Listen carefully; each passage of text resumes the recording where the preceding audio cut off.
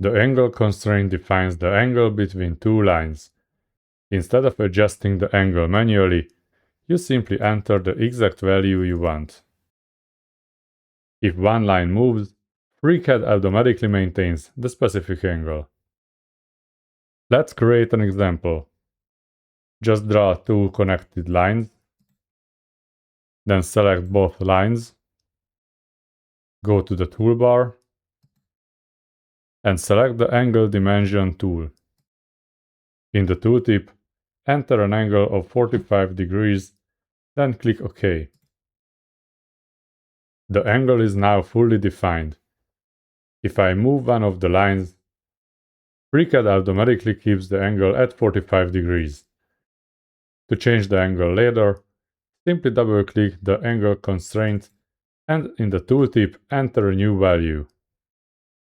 Then click OK. The angle constraint lets you create precise sketches without estimating angles by eye. Next, we'll learn how to remove constraints.